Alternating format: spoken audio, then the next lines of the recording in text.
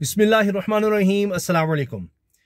शहबाज शरीफ वज़ीर-ए-आज़म पाकिस्तान से army chief general Qamar Javed Bajwa की हालिया मुलाकात और इसका जो एलामिया सामने आया है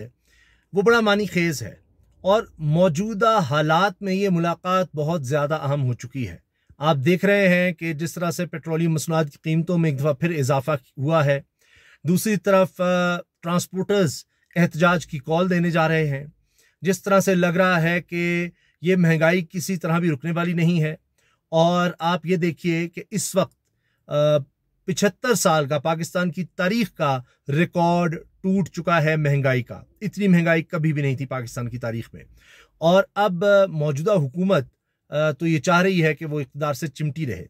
और इसके लिए बहुत ज़्यादा ऑफर्स हो रही हैं कि जनाब आर्मी चीफ की एक्सटेंशन होनी चाहिए और एक दफ़ा फिर अब ये आर्मी चीफ की एक्सटेंशन की बातचीत हो रही है। तो इसलिए ये मुलाकात बड़ी अहम है। पहले हम एलामिया की बात कर लेते हैं और उसके बाद फिर इससे हमें क्या कुछ नज़र आ रहा है और क्या होने जा रहा है इस मुलाकात के बाद, उस पर बात करेंगे। एलामी में आया है कि जनाब मुल्क की जो अंदरूनी सूरत हाल है उस पर बात की गई है, सिक्योरिटी सूरत हाल पर बात की गई है। वज़ीर आज़म ने आर्मी चीफ को मुबारकबाद दी है सऊदी अरब में जो उनको अवार्ड मिला है उस पर। अब आर्मी चीफ ने जिस तरह से दौरे किए हैं सऊदी अरब का, फिर कतर का और उससे पहले चीन का, और ये भी बहुत से लोगों ने कहा कि जी चीन में जाने का मकसद ये भी था कि जी वज़ीर आज़म को तो बुलाया नहीं गया और आर्मी चीफ जाके मामला संभालना चाह रहे थे। फिर उसके बाद ही हमने देखा कि 2.3 अरब डॉलर का जो कर्ज है चीन की तरफ से, चीन के बैंक्स की तरफ से, कंसोर्शियम की तरफ से मंजूर हुआ। अब हाल ही में अंसार अब्बासी साहब ये लिख चुके हैं कि जी उनको दिफाई ज़राए ने, बड़े अहम ज़राए ने बताया है कि जी इस्टेब्लिशमेंट पूरी तरह से हुकूमत के साथ खड़ी है और वो गैर जानिबदार हैं, जिसको इमरान खान साहब न्यूट्रल कहते हैं। वो कहते हैं जी सियासी तौर पर गैर जानिबदार हैं लेकिन हम हुकूमत के साथ पूरी तरह से खड़े हैं। अब हुकूमत को कई चैलेंजेस का सामना है और उसको भरपूर सपोर्ट की ज़रूरत है इस वक्त फ़ौज की और इस्टेब्लिशमेंट की, वरना हुकूमत के लिए खड़े रहना तकरीबन नामुमकिन है, हो ही नहीं सकता है हुकूमत चल सके। और फवाद चौधरी साहब साबिक़ वज़ीर इत्तलात व नशरियात ये बात बार बार कह चुके हैं कि जी वो तो इन्हीं के साथ है, यानी इस्टेब्लिशमेंट तो इस वक्त इस हुकूमत के साथ है, क्योंकि अगर इस्टेब्लिशमेंट इस हुकूमत के साथ ना होती तो ये हुकूमत अब तक चल ही नहीं सकती थी। जिस तरह के तहफ़्फ़ुज़ात नज़र आ रहे हैं, अब बलूचिस्तान अवामी पार्टी है, उनकी तरफ से कहा जा रहा है कि हम किसी कहने पर आए। भूटानी साहब हैं, वो भी एक इत्तेहादी हैं इस हुकूमत के, वो भी कहते हैं हम किसी के कहने पर आए थे। तो अब ये सारी इस वक्त सूरत हाल बन चुकी है। अब यहाँ पर नज़र ये आ रहा है कि एक्सटेंशन की बात इसलिए हो रही है कि जी अगर एक्सटेंशन आर्मी चीफ को मिल जाती है तो मौलाना फजलुर रहमान साहब का बयान बड़ा अहम है कि जी जिस तरह इदारे अभी हैं, जो काम कर रहे हैं इदारे या जो रोल प्ले कर रहे हैं, यानी इस्टेब्लिशमेंट जो रोल प्ले कर रही है, तो यही करते हैं तो हम इनकी पुश्त पर खड़े होंगे। यानी मौलाना साहब कह रहे हैं हम पूरी तरह से इनको सपोर्ट करेंगे। और ये वही लोग हैं जो आर्मी चीफ पर तनकीद करते थे, चाहे मियाँ नवाज शरीफ हों, चाहे मरीम नवाज साहिबा हों, नून लीग और PDM की दीगर जमातें, अब वो भरपूर तरीके से आर्मी चीफ के साथ खड़ी हैं और उनको ये लगता है कि जनाब नया आर्मी चीफ आया तो पता नहीं फिर क्या सूरत हाल होगी। तो किसी तरह से यही हो के यही सेटअप चलता रहे, मौजूदा आर्मी चीफ ही कंटिन्यू करें,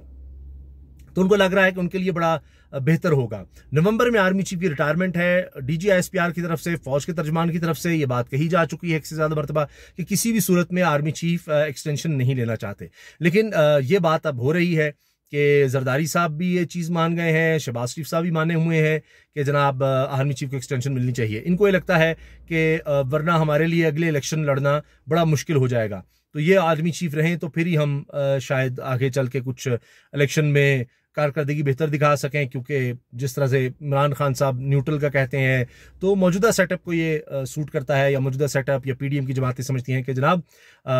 ये आर्मी चीफ बड़ा अच्छा परफॉर्म कर रहे हैं और ये उस तरह से कोई सपोर्ट नहीं कर रहे इमरान खान को, तो लिहाजा इनके इख्तलाफात हो चुके हैं। जिस तरह इमरान खान तनकीद करते रहते हैं, बात बहुत आगे तक चली गई है, नाम लिए जा रहे हैं, ये सब बातें हो रही हैं। डॉक्टर यास्मीन राशिद साहिबा हों, वो यहाँ पर इल्ज़ाम लगाती हैं कि जी जो ज़िमनी इलेक्शन होने जा रहे हैं इसमें न्यूट्रल्स को न्यूट्रल रहना चाहिए, नाम बाकायदा अफसर के नाम ले रही हैं कि जी फलां बंदा जो है उसको नहीं बीच में आना चाहिए और हम देखेंगे, हम नजर जमाए हुए बैठे हैं। ये सब बातें हो रही हैं, तो इसलिए उनको ये लगता है कि जी आर्मी चीफ से ताल्लुकात इमरान खान के कोई अच्छे नहीं हैं, तो ये अगर कंटिन्यू करेंगे तो बड़ा अच्छा, हमारे लिए बड़ा अच्छा रहेगा। नए बंदे का हम क्या कह सकते हैं। दूसरी तरफ रवाबित की खबरें भी हैं कि जी इमरान खान साहब से बैक चैनल पर बातें हो रही हैं, एजाजुल हक साहब का चाहे आप देखिए मामला, उनके बयानात को देखिए, उनकी मुलाकातों को देखिए, और उसके बाद मैं आपको बता चुका हूँ कि शहबाज शरीफ साहब यहाँ तक कहते पाए गए कि जी मेरे तो तोते उड़ जाएंगे, तो ये ऐसे ना करें, ये मुलाकातें ना करें, इमरान खान को पैगामात मत भेजें, हमारे साथ ही चलते रहें, इस तरह की बातें हो रही हैं। लेकिन अब मसला ये हो गया है एस्टैब्लिशमेंट के लिए,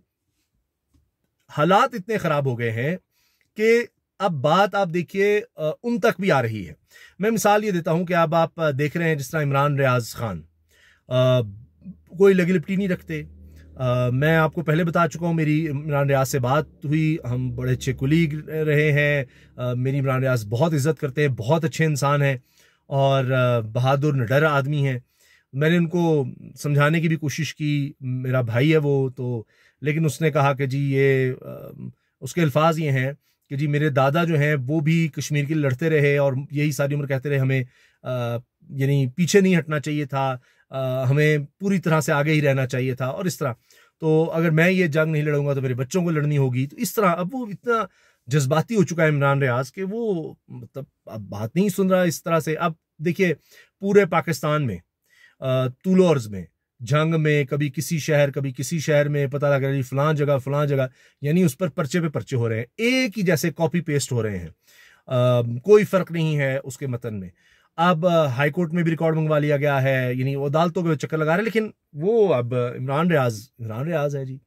इमरान रियाज खान है, वो कहता है जी अब उसने बड़ी सख्त तकरीर कर दी है। आप देखिए रजीम चेंज जो सेमिनार है इस्लामाबाद बार का, उसमें कि जी हमें दिखाया जाता था सारा कुछ कि ये लोग करप्ट हैं और अब ये सारे धुल गए हैं, मैं अपनी मर्जी से गया था और मैं अपनी मर्जी से निकलूंगा, किसी के दबाव में नहीं, इस तरह काफ़ी सख्त उसने जज्बात में आके बातें की हैं। तो अब वो पर्चों पर पर्चे हो रहे हैं। तो अब आप देखें कि ये भी अब साफियों के खिलाफ आप देखें किस तरह से जो भी रजीम चेंज के खिलाफ बात कर रहा है उस पर पर्चे हो रहे हैं। तो अब मसला ये हो गया है कि हुकूमत की नाकामी, हुकूमत की अनपॉपुलैरिटी, हुकूमत का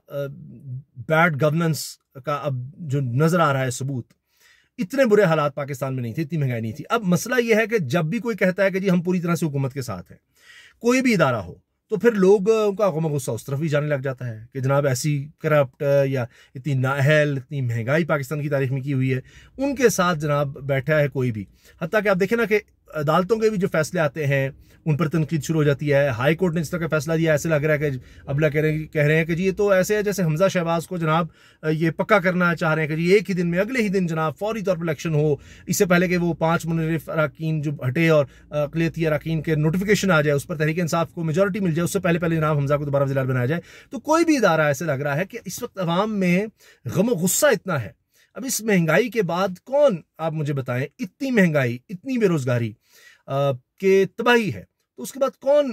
अवाम में आप जाके कह सकते हैं कि जनाब हुकूमत बहुत अच्छी है और इस हुकूमत के साथ हम पूरी तरह खड़े हैं, और जो भी इसके साथ खड़े होगा वो उसको लोग दुआएं देंगे या उसके साथ होंगे। तो इसलिए अब इदारों पर भी काफ़ी ज़्यादा तनकीद भी हो रही है, इदारों पर प्रेशर भी इस वजह से आ रहा है कि जनाब क्यों इस हुकूमत की, ऐसी हुकूमत की सपोर्ट की जा रही है या ये सब कुछ किया जा रहा है। तो ये डायनामिक्स इस वक्त हो रहे हैं, लेकिन नज़र ये आ रहा है कि आने वाले दिनों में सब इदारों पर दबाव बढ़ने जा रहा है, पानी सर से गुजर रहा है, हर एक दूसरे की तरफ देख रहा है कि जी कहाँ तक हम आपको सपोर्ट करें, कहाँ तक आपको साथ लेकर चलें, हमारे लिए भी बड़े मसाइल खड़े हो रहे हैं। तो इस सेटअप का, यानी ये जो रजीम नई आई है, रजीम चेंज हुआ है,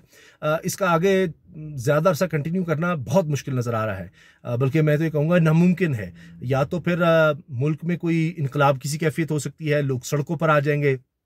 लोड शेडिंग की क्या सूरत हाल है, आप देख रहे हैं बेरोजगारी की, हमारे अब एक्सपोर्ट जो है बड़ी तेज़ी से नीचे जा रही हैं, तो एक तबाही सी की कैफियत है। तो ये चीज़ें ज़्यादा अरसा तो नहीं चल सकती और कोई बेहतरी की उम्मीद भी नज़र नहीं आ रही। अगले साल तक हमने 40 अरब डॉलर देने हैं, तो कैसे ये सब मैनेज होगा? और एक ऐसी हुकूमत जिसका कुछ पता नहीं चल रहा, जो बार बार इदारों की तरफ देख रही है सपोर्ट के लिए, खुद उनकी इतनी ज़्यादा नहली है, कोलिशन है, सब लोग नाराज़ हैं, तो ये ज़्यादा अरसा नहीं चल सकता। और सब इदारों पर इस तरह से दबाव आना, आखिर पाकिस्तान के इदारे हैं, पाकिस्तान है तो ये इदारे हैं, और पाकिस्तान की बेहतरी होगी, अवाम की बेहतरी होगी तो पाकिस्तान की बेहतरी है। तो ये जो कुछ हो रहा है, ये अगर इसी तरह से ज़्यादा अरसा कंटिन्यू किया तो अल्लाह रहम करे, बहुत तबाही हो सकती है। तो इसी वजह से बड़ा मुश्किल है। शहबाज शरीफ साहब हर एक से मुलाकातें करते फिर रहे हैं, लेकिन उसके बावजूद कोई मामला उनसे संभल नहीं रहे। तो इदारों पर भी दबाव है और किसी भी वक्त ये सारा सिस्टम, ये सारी रजीम, इसका बोरिया बिस्तरा गोल हो सकता है। अल्लाह हाफिज।